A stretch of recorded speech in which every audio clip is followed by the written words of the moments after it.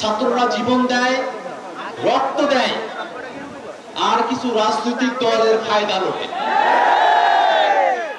এবার আন্দোলন হলো, ওরা চেয়েছিল আন্দোলনের পরে আমরা ঘরে ফিরে যাব, কিন্তু বাংলাদেশ রাষ্ট্রটাকে গড়ার যে স্বপ্ন আমাদের মধ্যে রয়েছে, বাংলাদেশ রাষ্ট্রটাকে গড়ার জন্য আমরা যখন রাজপথে ছড়িয়ে পড়েছি, তখন তাদের মধ্যে ভয় ঢুকে গেছে। আমরা শাপলা মার্কার কথা বলেছি, তারা ভুলভাবে সেটাকে জাতীয় প্রতীক বলে শাপলা যাতে আমরা না পাই সেই ক্যাম্পেইন শুরু করেছে। আমরা যখন বাংলাদেশের সংস্কারের কথা বলছি, বিচারের কথা বলছি, তারা তখন শুধু নির্বাচনের কথা বলছে। বাংলাদেশে যদি আগের হাসিনার সিস্টেমই থাকে, হাসিনার সংবিধানই থাকে, হাসিনার বিচার বিভাগই থাকে, হাসিনার প্রশাসনই থাকে, তাহলে আমাদের নতুন করে বাংলাদেশ গড়ার যে স্বপ্ন, সেই স্বপ্ন কি বাস্তবায়ন হবে? আমরা বলছি সংস্কারের আলাপ এখনো টেবিলে আছে। সংস্কারের আলাপ টেবিল থেকে আপনারা রাজপথে আনতে বাধ্য করবেন না। সংস্কারের আলাপ যদি আপনারা টেবিলের আলোচনায় সম্মত না হন, বাংলাদেশের মানুষ জুলাই অভ্যুত্থানে যেভাবে রাজপথে নেমে এসেছিল সংস্কারের দাবিতে, তার থেকেও বহুগুণে তারা রাজপথে নেমে আসবে ইনশাআল্লাহ। বাংলাদেশের মানুষেরা দীর্ঘ সময় ধরে স্বাধীনতা সার্বভৌমত্ব লড়াই করে এসেছে। বাংলাদেশে হাসিনা এমন এক শাসন কাঠামো তৈরি করেছিল, ভারতের কাছে বাংলাদেশকে বন্ধক দিয়ে হাসিনা বলেছিল, ভারতকে যা দিয়েছি ভারত তা আজীবন মনে রাখবে।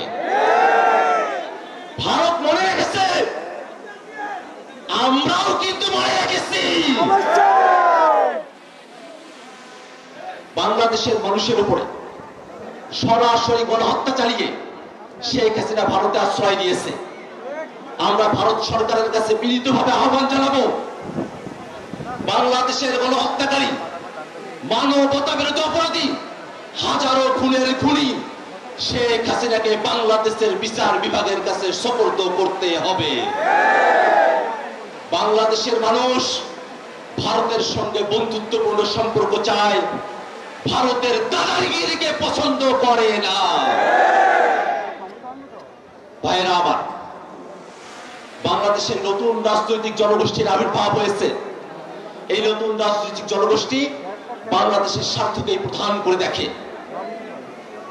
গোষ্ঠী স্বার্থ, ব্যক্তি স্বার্থ, ধর্মীয় স্বার্থ, সম্প্রদায়ের স্বার্থকে ভুলে গিয়ে বাংলাদেশ রাষ্ট্রকে নতুন করে গড়ার যে মিশন, সেই মিশনের সাথে যশোরের জাগরিকরা, যশোরের এনসিপির ভাইরা, যশোরের সাধারণ মানুষেরা, আপনারা কি নতুন বাংলাদেশ গড়ার এই মিশনের সঙ্গে যুক্ত আছেন?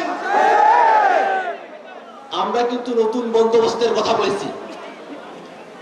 নতুন বন্দোবস্ত যতক্ষণ বাস্তবায়ন না হয়, ততক্ষণ পর্যন্ত রাজপথ দখলে রাখার মানসিকতা আমাদের আছে।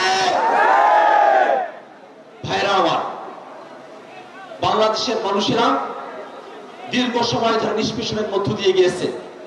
উন্নয়নের গল্পের কথা বলা হয়েছে, কিন্তু বাংলাদেশের প্রতিষ্ঠানগুলোকে পুনর্গঠিত হইতে দেওয়া হয় নাই। আমরা 47-এ ব্রিটিশ থেকে মুক্ত হয়েছি, 71-এ স্বাধীনতা অর্জন করেছি, 24-এ স্বৈরাচার হাসিনার থেকে মুক্তি পেয়েছি। আমাদের বর্তমানের লড়াই ফ্যাসিবাদী শাসন কাঠামো থেকে মুক্তি পাওয়ার লড়াই। এই নতুন লড়াইতে, বাংলাদেশ রাষ্ট্রের প্রতিষ্ঠানগুলোকে গড়ার লড়াইতে আপনাদের সকলের স্বতঃস্ফূর্ত অংশগ্রহণ প্রত্যাশা করে আমি আমার বক্তব্য এখানে শেষ করছি। ইনকিলাব জিন্দাবাদ।